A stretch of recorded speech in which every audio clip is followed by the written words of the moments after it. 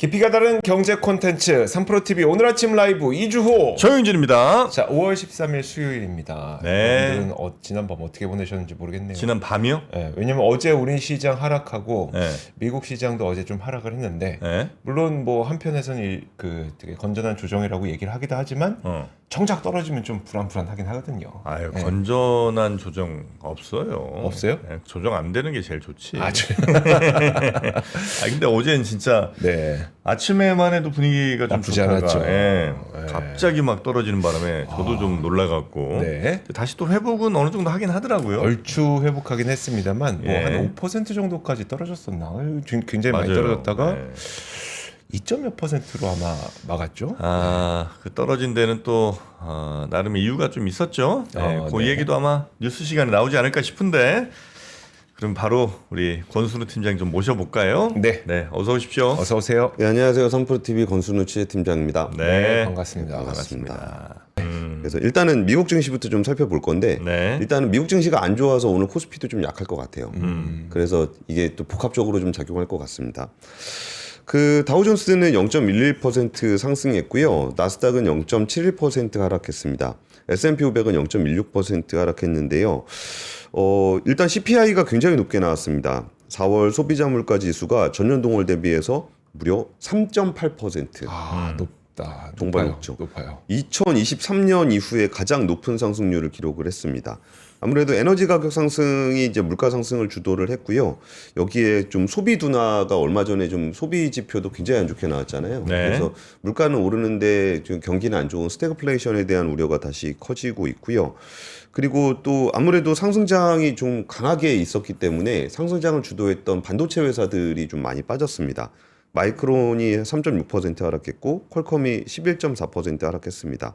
인텔도 6.8, 샌디스크도 6.1, 웨스턴 디지털도 5% 이상 메모리 반도체 기업들의 낙폭이 컸습니다. 네. 뭐 이런 분위기라면 우리나라도 좀 약해질 가능성이 좀 있어 보입니다. 네. 뭐 여기다가 이제 채권 수익률이 많이 상승을 했습니다. 네. 10년 만기 국채 수익률이 4.46%로 OBP 상승을 했고요. 30년 만기 국채가 드디어 5%를 또 넘어섰습니다. 5.03% 또 돌파를 하게 됐습니다.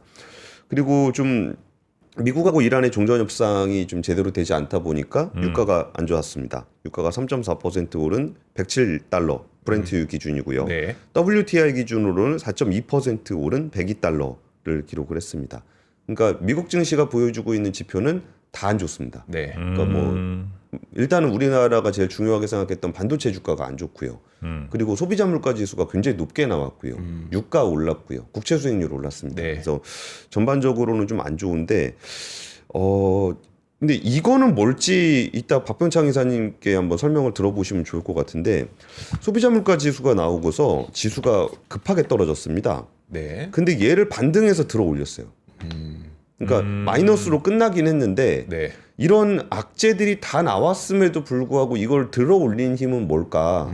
라는 부분들은 좀 시장의 해석이 좀 필요해 보입니다. 네. 왜 어떻게 무슨 이유로 저기를 갑자기 들어올리게 됐는지. 그러니까 특별한 이슈는 없습니다. 네. 특별한 이슈는 없는데 결국은 이제 심리나 수급의 영향으로 봐야 될 것 같아서 이 부분은 좀 이게 증시 전문가의 평가를 들어보는 게 더 좋을 것 같습니다. 이따가 네. 제가 직접 여쭤보도록 하겠습니다. 네. 일단 코스피 지수 한번 같이 보시면은 네. 장중에 폭락을 했습니다. 네. 거의 아유. 7,400선까지 폭락을 했었는데 이때 발생했던 이슈가 뭐가 있었냐면은 일단은 어제 나왔던 얘기가 김용범 정책실장이 청와대 정책실장이 AI 시대의 국민배당금 같은 관련한 이야기를 공개적으로 제안을 했습니다. 네. 근데 그 내용이 뭔지는 좀 이따가 설명을 드리고요. 그걸 둘러싸고서 어떤 이벤트가 발생을 했냐면은 블룸버그 통신에서 네. 우리나라가 AI의 이익에 대해서 세금을 걷는다. 그래서 이거를 이제 국민배당금 형식으로 나눠줄 것이다라고 보도가 됐습니다. 네. 그러니까 일종의 엄밀히 따지면 오보입니다. 그 내용에는 세금을 더 걷는다는 얘기가 아니라 네. 세금이 더 거치면 이걸 어떻게 쓸 것인지에 대한 내용이었는데 블룸버그에서는 그거를 이제 좀 약간 오독을 한 것 같습니다. 네. 그러니까 AI 이익에 대해서 세금을 걷어갖고 이른바 로보세 같은 거 있잖아요. AI 텍스라는 표현을 썼는데 거기에 세금을 걷어서 배당금을 국민들한테 나눠주는 방안을 고민하고 있다. 이런 식으로 보도가 나오면서 주가가 이제 외국인들을 중심으로 해서 폭락하는 모습을 네. 보였습니다. 그래서 이 내용이 뭐냐면은 근데 이게 굉장히 엄청나게 화제가 됐습니다. 그 다음에 실시간 트렌드 1위가 김용범 정책시장 이름이 됐고요. 네. 뭐 그리고 시장에 6위가 국민배당금이라고. 6위가 국민배당금. 네. 이 나왔으니까 여기에 대해서 좀 굉장히 화제가 됐었다라는 이야기로 좀 볼 수가 있을 것 같습니다. 네. 여기에 대해서 좀 그 이전에 있었던 그 김용범 실장의 어떤 문제 의식과 현재 그 이야기를 같이 나눠 보면은 네. 이거는 이번에 쓴 건 아니고요. 예전에 썼던 글에 나온 건데 국세 수입 추이입니다. 네. 국세 수입 추이가 이렇게 쭉 보면은 장기적인 추세를 그리면서 가는데 여기서 변동을 크게 보이는 모습을 좀 보이잖아요. 네. 이게 뭐냐면은 반도체입니다. 반도체 관련해서 슈퍼 사이클이 오면은 원래 추세를 뚫었다가 네. 여기다가 하락 사이클이 오면은 좀 내려갔다 이런 모습을 보이는데 이게 정확하게 이제 5년치를 같이 보시면은 삼성전자의 영업이익이 많이 나올 때는 원래 추계를 했던 것보다 세수가 훨씬 많이 잡힙니다. 네. 그리고 삼성전자의 이익이 떨어지게 되면은 원래 세수에 예산으로 추계로 잡았던 것보다 결산이 훨씬 적게 나옵니다. 네. 그럼 이럴 때 우리나라가 어떻게 대응을 했었냐면은 이게 세수가 이렇게 많이 안 거칠 거라고 예산을 잡으면 이걸 많이 잡았잖아요. 그러면은 돈이 남는 겁니다. 그러니까 그냥 뿌려요. 그러니까 세수가 많이 거쳤는데 계획이 없잖아요. 네. 그러니까 그냥 이런저런 명분을 해서 예산을 뿌려버립니다. 그런 일이 발생을 하는 거고 네. 여기는 세입을 너무 많이 잡았잖아요. 근데 세수가 별로 안 잡혔죠. 그러니까 덜 거쳤죠. 네. 그러면 이거를 적자 채권을 찍든가 아니면은 이거를 기금 같은 걸 여기저기서 땡겨오는 뭐 약간은 좀 분식회계 비슷하게 땡겨다 갖다 씁니다. 이거는 제가 쓴 표현은 아닌데 출처는 밝히기가 좀 어렵지만 네. 분식회계 비스무리하게 이런 식으로 했습니다. 그러니까 계획이 제대로 돼 있지 않았을 때 이거를 당연히 추계에 대한 계획이 없으니까 이걸 어디다 써야 되는 계획도 없는 거잖아요. 그러니까 이거를 이익이 생기더라도 일회성으로 다 뿌려버리는 일들이 발생을 했었다라는 네. 게 예전에 김용범 실장의 얘기였습니다. 그러니까 이거를 지금의 시장을 구조적인 성장이라고 본다면, 그러니까 AI 인프라 확산에 따른 구조적인 성장으로 본다면은 우리가 이렇게 들어오는 세수가 무역 투자가 되고 원화 강세가 되고 수입 물가가 하락하고 인플레이션 형성에 선순환 가능성이 있다. 그리고 이 부분들이 경제적으로 우리나라가 추가 세수가 계속 나올 건데 GDP하고 또 다른 얘기입니다. GDP 성장률하고 삼성전자 혼자 좋다고 해서 GDP가 올라가는 건 아니잖아요. 네, 네. 그거하고도 다른 개념인데 네. 그러다 보니까 기업의 이익은 폭증하는데 실질 GDP는 평범해 보일 수 있다. 그러니까 이렇게 변했을 때 기업들이 돈을 많이 벌게 되면 세금을 많이 낼 건데 네. 그러면 우리는 세수 추계를 그냥 GDP 성장률 대비해서 그냥 때리면 안 된다. 그럼 여기서 세입이 많이 들어왔을 때 이걸 또 계획을 안 세우면은 그냥 엠빵으로 뿌리게 된다는 얘기를 하는 거예요. 네. 그러니까 이 부분들을 K자형의 격차를 해소하기 위해서 AI 초과 이윤을 이 자산가하고 핵심 엔지니어들에게 집중될 가능성이 크니까 이거를 해소할 수 있는 그런 그 체계를 한번 만들어 보자라 그러고서 거기에 대해서 AI 배당금이라는 표현을 쓴 겁니다. 네. 그러니까 이 부분들을 그 뭐 여기엔 다양한 의견이 있을 수 있습니다. 초과 세수가 생기면은 빚을 갚자. 라고 얘기할 수도 있죠. 국채들이 있으니까 그걸 다 갚아버리자 뭐 이런 것도 있을 건데 그거는 사실 솔직히 보수 정부나 진보 정부나 선택할 수 없을 거예요. 네. 그거를 뭐 예산이 많이 쓸 수 있는 상황에서 안 쓴다? 이거는 전 세계 어느 정부도 그런 식으로 하는 정부는 요즘에는 없습니다. 네. 옛날에는 좀 있었는데.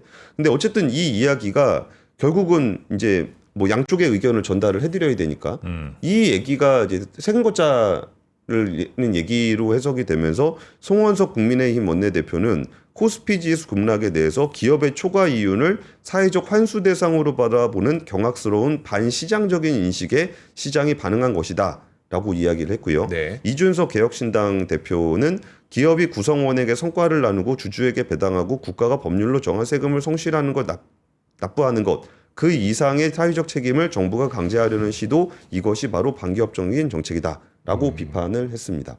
그리고 그 세수를 이제 빚값나 쓸 수도 있고 아니면은 노르웨이 같은 경우는 이제 국부 펀드를 네. 조성을 해서 그거를 또 이제 뭐 하는 경향이 있고 뭐 이런 것들이 좀 있는데 그거를 이제 일종의 프레임워크를 만들자라는 거죠. 앞으로 이제 기업의 이익들이 AI 인프라가 굉장히 장기화될 거니까 저의 그 편향된 증시의 긍정적인 방향으로 생각을 하는 제 거기에서 제일 눈에 띄었던 포인트는 이건 정부 차원에서도 이 AI 인프라 관련한 반도체부터 해서 전력기기, 뭐 태양광 이거를 굉장히 좋게 보고 있구나라는 생각을 좀 일단은 좀 했었고요. 네. 그리고 이 부분은 뭐 약간의 뉴스 몇 가지를 좀 더 연결해서 좀 설명을 드리면은 이게 AI 인프라 확산에 따라서 버는 돈을 어떻게 나눌 것인가는 진짜 고민을 하긴 해야 됩니다. 네. 여기서 대표적인 문제가 삼성전자 성과급 문제잖아요. 그렇죠. 네. 성과급 문제를 지금 얼마 전에 신재윤 이사회 의장이 이 얘기를 꺼냈다가 그거를 이용우 전 의원님이 굉장히 강하게 비판을 하셨는데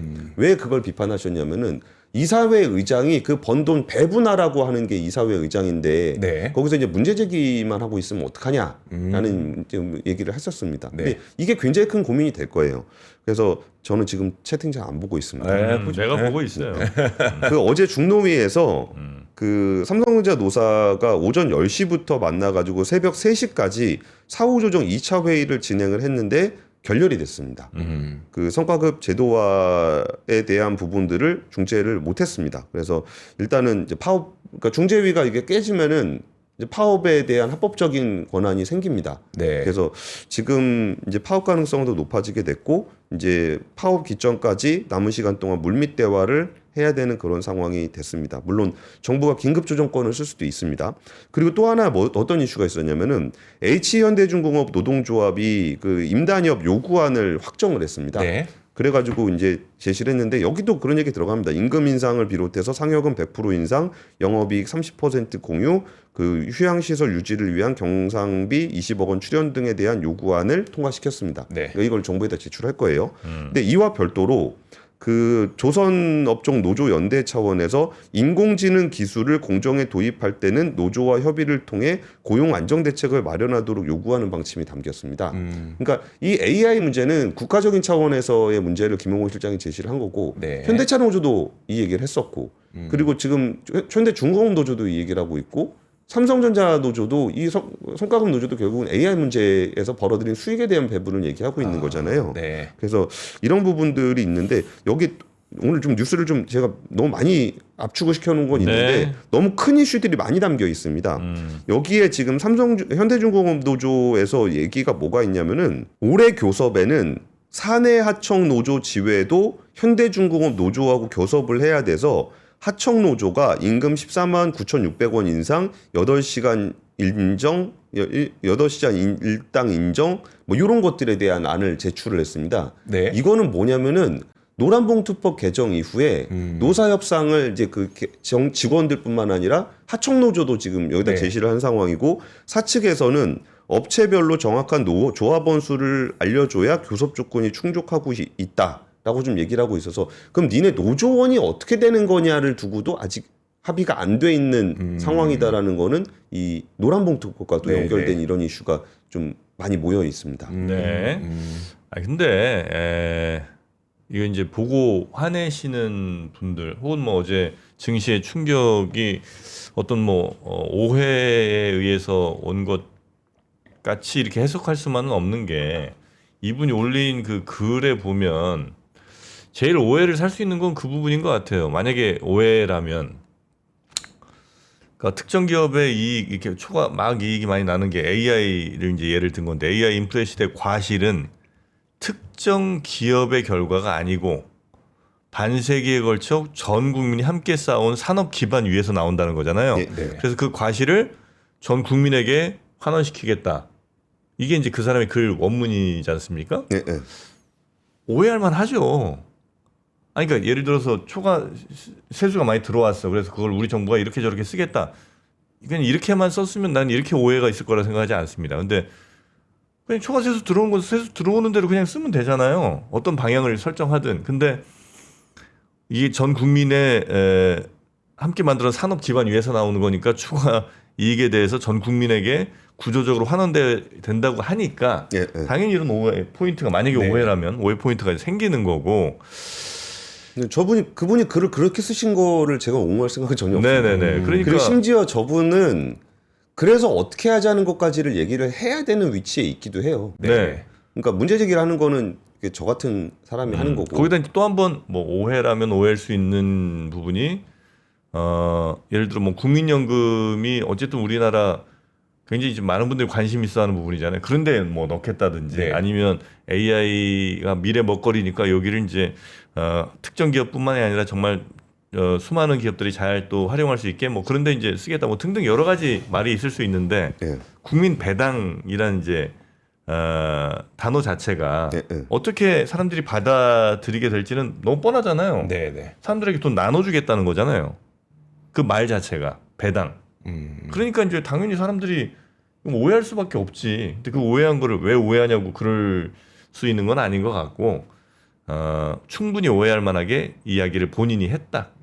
만약에 그 뜻이 원래 본 뜻이 아니라면, 예, 예. 네, 저는 뭐 그렇게 봅니다. 예.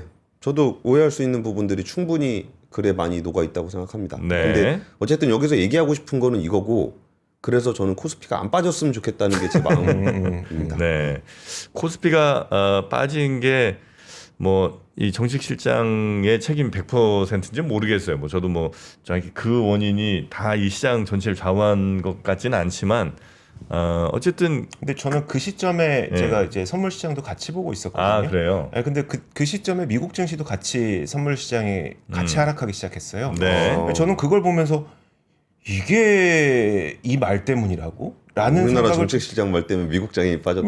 미국 선물이 이것 때문에 빠졌다고라는 생각이 저는 들었거든요. 물론 폭은 달랐습니다. 폭은 달랐습니다만 우리 올라갈 때도 미국 증시 올라가는 폭과 우리가 올라가는 폭은 달랐잖아요.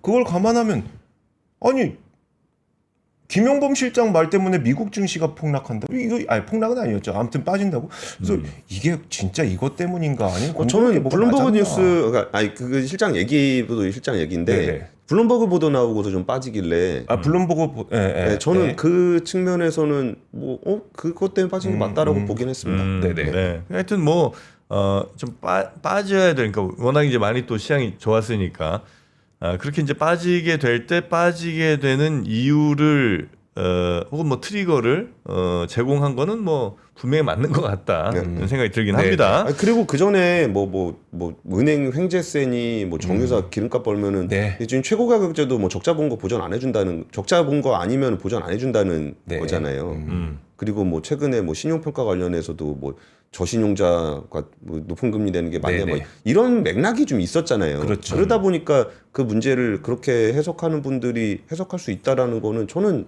충분히 그렇게 해석할 수 있다고 생각합니다. 근데 그러니까 이 내용이 뭐였는지에 대해서 설명을 드리는 거지, 제가 뭐 그게 왜 오해하시냐 그거를 제가 해명할 필요는 없지 않습니까? 그렇죠, 그럼요. 네. 네. 댓글장 잠깐 봤는데 읽을 수가 없네요. 빨리 올라가서. 빨리 올라가서. 활성화돼 있다. 알겠습니다. 네, 여튼 요 이슈는 요 정도 보면 될 것 같고요. 김용범 실장이 전에도 몇 번 한번 논란이 좀 있었던 것 같은데 요번에 굉장히 좀 큰 건으로 아마 다가오게 되는 것 같습니다. 근데 논란인데 논란대로 조금 하시고, 그리고 이제 이 부분에 대해서 진짜 이 AI 시대에 대한 그 사회적 고민은 하긴 해야 될 것 같아요. 그러니까요. 네. 당연히 필요한 거죠. 준비는 해야 되는 것이고. 네. 자, 그러면 두 번째 뉴스로. 그래서 뒤에는 호재만 준비했습니다. 아, 저 요새 되게 좋아하는 호재. 과연 요새 명동 가보셨습니까? 명동? 네. 그냥 외국인들이 그냥 많다면서요? 합니다. 네. 저도 요새 이제 그쪽 청와대 갈라 그러면은 종로 광화문 지나가지고 이렇게 가잖아요. 네네. 삼청동 지나서 가잖아요. 한국 사람보다 외국 사람 더 많아요. 저는 그래서 해외 여행 간 느낌 받고 싶으면 명동 갑니다. 그 정도예요? 그 정도예요. 여기는 한국 같지가 않아요. 그리고 우리나라 환율 되게 약하잖아요. 그럼 외국인들 입장에서 완전 공짜거든요. 뭐 그렇죠, 그렇죠. 그때 우리가 그때 1,500원 넘을 때 제가 몇 번 말씀드렸습니다. 이게 걱정할 사람은 걱정을 해야 되는데 지금 그 장사하는 사람들은 외국인 상대로 장사를 해야 된다. 외국인 상대로 장사를 했던 회사들의 주가를 한번 같이 보시죠. 롯데쇼핑 121%. 올해입니까? 네, 올해입니다. 신세계 90%. 2배 낫네요. 지금 우리 내수 기업들 되게 안 좋다라고 걱정들 많이 하셨잖아요. 네. 주가는 굉장히 좋았고 롯데백화점의 영업이익이 전년 대비해서 47% 증가했고요. 네. 반도체 기업 아닙니다. 백화점입니다. 네. 그리고 신세계 같은 경우가 전년 대비해서 30% 영업이익이 증가했습니다. 두 회사 모두 영업이익, 매출, 분기 기준 역대 최대 실적입니다. 여기서 이제 그 1월에서 3월 1분기 동안 한국을 찾은 방문객은 476만 명으로 전년 대비해서 23% 증가했습니다. 1분기 기준으로는 역대 최대입니다. 네. 그래서 이 뭐 롯데백화점의 외국인 매출은 92%가 증가를 했고요. 본점 같은 경우는 전년 동기 대비 2배가 늘었고 외국인 매출 비중이 전체 중에 23%를 네. 차지를 했습니다. 네. 신세계 같은 경우는 외국인 매출이 작년보다 141%가 증가를 했습니다. 네. 이거 우리나라 입장에서 이거는 뭐 개별 단에서도 준비를 해야 되는데 국가적인 차원에서도 준비를 해야 되는 부분입니다. 이게 그 외국인 관광은 수출입니다. 그렇죠. 돈이 들어오는 서비스 거죠. 수출의 네네. 개념이고 우리가 달러벌이 하는 거고 심지어 또 이게 국내에다가 뿌리는 거기 때문에 내수에 직접적인 영향을 주는 네. 그런 덕목이라서 우리가 이 부분들에 대해서 좀 체계적으로 준비를 해야 됩니다. 이거를 단기적으로 외국인들이 잠깐 우리나라에 왔다가 아니라 지금 한국이 너무 인기가 많기 때문에 네. 이 부분에서 그럼 환율 때문에 우리가 기름 비싸게 사는 거 걱정 많이 하잖아요. 네네. 그럼 또 우리도 좀 뭘 좀 뽑아 먹어야 되지 않겠습니까? 그러면은 이 관광 산업을 정말 우리나라의 구조적인 성장으로 좀 인식을 해야 되고 또 일본 같은 경우 우리가 도쿄만 가지 않잖아요. 네. 오사카도 가고 뭐 홋카이도도 가고 뭐 이렇게 가잖아요. 그런 것처럼 딱 그중 서울 중심으로 하고 있는 관광을 어떻게 전국적으로 펼칠까가 지역 균형 발전에도 굉장히 도움이 많이 될 네네. 겁니다. 그래서 지금 올해 1분기에 나타난 모습은 관광 산업이 굉장히 구조적인 성장세를 가지고 있다. 그리고 그 영향을 가장 눈에 띄게 볼 수 있는 지표가 백화점 실적이거든요. 네. 근데 백화점들의 실적이 굉장히 좋았고 주가도 굉장히 좋다라는 소식 네. 전해드렸습니다. 저도 여기저기 다니면서 느끼는 게 얼마 전에 이제 제가 GS 칼텍스 간다고 이제 여수를 갔는데 요즘에도 여수 관광으로 인기 많아요라고 했더니 아 요즘엔 좀 별로예요라고 하더라고요. 근데 어떤 지역 뭐 부산 그다음 경주 이런 곳들은 계속 관광을 해요. 이 차이는 뭐지? 뭘 하면 이 관광의 인기가 끊이지 않고 뭘 하면 관광의 인기가 끊기지? 그 차이를 좀 알아내서 좀 명확하게 해서 우리나라가 그 지속 가능한 관광지로서의 역할을 할 수 있는 뭔가의 구조. 그러니까 제가 뭔진 잘 모르겠어요. 근데 어떤 곳은 잠깐 인기 있다가 끊기고 어떤 곳은 계속 인기고 이거를 우리나라에 뭔가를 해야 되지 않겠느냐라는 생각을 좀 하긴 합니다. 요즘. 그래요. 그리고 저거 좀 있어요. 그 뭐죠?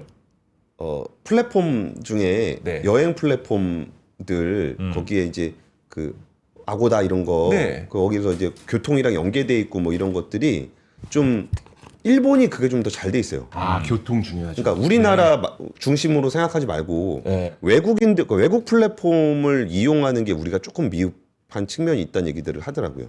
그러니까 외국인들 입장에서는 근데 시간이 없습니다. 네, 시간이 없습니다. 다음 호재. 근데 이제 이 슈퍼챗을 또 오랜만에 쏴주신 분들이 계셔갖고 아, 짧게만 답변 드리고 넘어갈까 싶은데 정책실장 발언 때문에 아니라도 다른 이유로도 조정 올 건데 왜 화가 났느냐, 네. 사람들이 왜 화가 났냐를 아마 물어보시는 것 같아요. 그러니까 다른 이유로 트리거가 돼서 떨어졌더라도 꼭 그 이유 때문에 하락한 거 아니라도 그 떨어진 트리거가 된 사람은 반드시 욕 먹습니다. 네, 그러니까 누가 됐든 그 트리거를 제공하면 욕 먹게 되는 것도 뭐 너무나 당연한 거라. 네. 많은 분들이 화난 건 당연하다. 그리고 돈 많이 풀어서 금리 인상해야 된다는데 왜 또 돈을 풀려고 하는지, 그거 거짓말입니다. 그거. 예, 그거는 뭐 팩트가 좀 다른 것 같고요. 이 발언으로 왜 극우 극자가 나뉘는지도 알려달라. 원래 어떤 이슈가 나오든 그렇게 두 쪽은 나뉩니다. 됐죠? 네, 슈퍼챗을 또 많이 쏴주셔서 네. 특별히 답변 드렸습니다. 감사합니다. 세 번째 뉴스 얼른 번째 주시죠. 그 어제 미국 해군에서 조선 계획을 발표를 했는데 15척의 트럼프급 전함 공식 표현입니다. 트럼프급 전함. 네. 우리나라 장보고함, 이순신함처럼 트럼프급 전함. 이른바 트럼프의 황금 함대. 네. 황금 함대에 대한 구상이 어제 공식적으로 발표가 됐습니다. 2055년까지 15척의 트럼프급 전함을 도입을 하겠다라고 이야기를 하면서 이거는 그 미국이 중국을 견제하기 위해서 해군력을 키우려면 신뢰할 수 있는 동맹국의 조선 능력을 활용한다라는 이야기를 좀 하고 있습니다. 네. 그러니까 꼭 이거를 황금함대를 우리나라가 직접 만들진 않는다고 하더라도 이게 요새 배는 한 땀 한 땀 만드는 게 아니라 뭉태기로 만든 다음에 갖다 붙이거든요. 모듈형 조립이라고 하죠. 네. 그래서 이제 배를 이렇게 착착착착 해서 올리는 게 아니라 여기서 이만한 거 여기서 이만한 거 만들어서 그래요? 이렇게 붙여요. 네. 근데 제일 극단적으로는 삼성중공업에서 세계 최초로 했던 건데 두 쪽을 만든 다음에 붙인 적이 있습니다. 그래요. 그러니까 도크까지 가기 전에 네. 공장에서 두 쪽 딱 만들어 갖고 도크에서 딱 붙여 갖고 바로 네. 배를 띄운 적도 있는데 아니 그 큰 배를 예.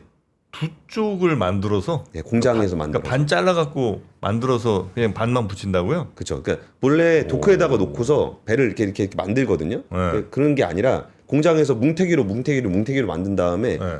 골리아 크레인으로 이렇게 옮겨가지고 뭐 그럴 것 같긴 이렇게 한데. 옮긴 다음에 얘를 용접으로 붙입니다. 와, 근데 반통을 만들어서 옮길 반통을 정도가 만들어서. 돼요? 와, 그래요? 네, 우리나라 조선 대단합니다. 네, 그렇게 했는데, 근데 어쨌든 그런 것들을 하게 되면 이제 우리가 이제 꼭 군함을 우리나라에서 통째로 만들지 않는다고 하더라도 블록을 조립해서 미국으로 보낼 수 있잖아요. 네. 그러면은 이제 대단한 호재가 있지 않겠느냐라는 얘기가 어제 좀 굉장히 많이 회자가 됐습니다. 네. 그거예요. 아, 그런데 트럼프급 전함이라 가격이 얼마짜리요? 뭐 이거 한 척에 21조 원. 한 척에 21조 원이요? 예, 예. 근데 15척. 300조가 넘는 거예요. 아, 어마어마하죠. 어. 물론 예산 편성은 앞으로 해봐야 됩니다. 저걸 이제 우리나라에서 당연히 만들 수밖에 없고 예, 예. 이제 실어다가 저 마지막 조립만 미국에서 하는 거예요? 뭐 그럴 가능성이 좀 있는데 예, 그 미국 해군에서 발표한 거는 2027 회계연도 국방 예산안인 국방수권법에 따라 최대 2척의 지원함을 건조하고 일부 전투 모듈을 해외에서 제작할 수 있도록 하는 안이 포함되어 있다. 이렇게 얘기를 하고 있습니다. 그러니까 이 프로젝트가 진행이 되면 우리나라한테 굉장히 큰 호재가 되는 건 맞고 네. 미국 해군은 그렇게 하겠다고 발표를 했습니다. 그렇게 하겠다고 발표가 나왔다. 근데 우리가 얼마나 트럼프 대통령을 신뢰할 수 있냐? 그건 뭐 다른 문제. 그거는 다른 문제다. 네, 라고 보시면 될 것 같습니다. 두 쪽 만들어서 간다 이거죠. 보통 뭐 나 태어날 때 그 두 쪽만 갖고 태어났다는 분들도 네. 종종 아재들 가운데 계시긴 한데 여튼 두 쪽으로 갑니다. 두 쪽 구. 이제 자. 설레발 아니냐고 하시는데 이 예? 설레발은 제가 설레발을 친 게 아니라 트럼프 대통령이 설레발을 친 겁니다. 아, 그렇습니다. 그 소식을 전해드린 겁니다. 네. 두 쪽 하면 또 신발 두 쪽이 생각날 수밖에 없죠. 네, 신발은 늘 두 쪽으로 돼 있으니까요. 네. 아키 클래식. 네, 전에도 한번 저희가 소개해드린 그 브랜드 아키 클래식의 예, 참 신발을 요즘은 쿠션감 네. 그리고 뭐랄까 약간의 그 키높이 네. 기능 여기 좀 있더라고. 그러니까요. 한 4cm 정도 되는 것 같아요. 굽이. 이 정도 됩니다. 제 손가락 한 두 마디? 네. 두 마디 정도. 그 정도 되는 네. 요 아키 클래식. 전에도 한번 저희가 보여드렸을 때 네. 이게 꽤 많이 아마 우리 시청자분들이 사신 것 같더라고요. 그래서 요거 이제 운동 가볍게 뭐 조깅, 그렇죠. 러닝 하실 때도 네. 괜찮고 아니면 뭐 할 때 좀 괜찮지? 저는 무엇보다도 네. 이거 딱 받아 들었을 때 좀 놀란 게 보통 우리가 무게를 가늠하면서 손에 힘을 주잖아요. 이거는 항상 가벼워서 이렇게 올라가요. 너무 가벼워. 네, 들을 때마다 이렇게 올라가. 아유, 맞다. 생각보다 너무 가벼우니까. 네네. 생각보다 네. 굉장히 가볍습니다. 그래서 이게 말씀하셨던 것처럼 운동할 때도 좋지만 평상시에 그냥 소개팅 갈 때. 소개팅? 소개팅 갈 때는 하얀색이죠. 네. 제가 봤을 땐 소개팅 갈 때는 하얀색입니다. 네. 그래서 하여튼 요거는 또 앞에가 이 메쉬 소재로 통풍성이 아주 좋아갖고 네. 발에 땀 차는 일도 없고요. 뭐 출퇴근해서 뭐 또 일상, 뭐 여행 가는 데까지 왜냐면 오래 걸어도 발이 안 피로하니까. 네. 네, 이렇게 다양한 목적 용도로 신으시면 되겠습니다.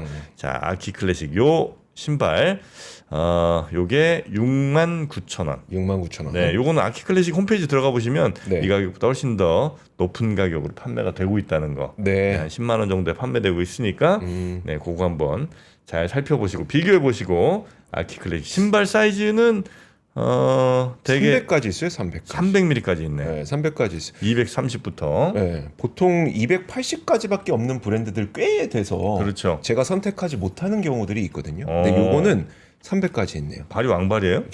대발입니다. 대발이. 그래요? 290대? 285가 가장 정확하긴 한데 그럼 좀 발이 너무 쪼여갖고 290 정도는 기본 신어야죠. 그래요? 네. 아니 팔이 이렇게 커? 중심을 잡을.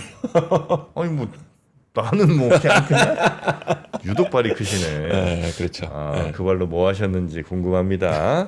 자, 여튼 아키 클래식 요 신발 범퍼 요거 필요하신 분들 구매하시고요. 그다음에 뭐 아까부터 드시려고 하는 것 같은데 뭡니까? 최현석 돈가스입니다. 최현석 씨 요즘 자주 등장하시네. 아, 그러니까요. 네. 최현석 돈가스. 저는 이제 다른 음식들 먹어봤으니까 네. 이것도 한번 괜찮지 않을까. 음흠. 오. 근데 이게 종류가 두 개군요. 네. 치즈 돈가스가 있고. 그렇지. 아, 치즈 돈가스 그다음에 7겹 돈가스. 7겹 돈가스. 네. 아, 그러네요. 실제로 제가 살짝 보여드리면 크루아상 같네. 겹겹이. 겹겹이 있어요. 아, 7겹이구나. 그래서 7겹이구나. 7겹 돈가스.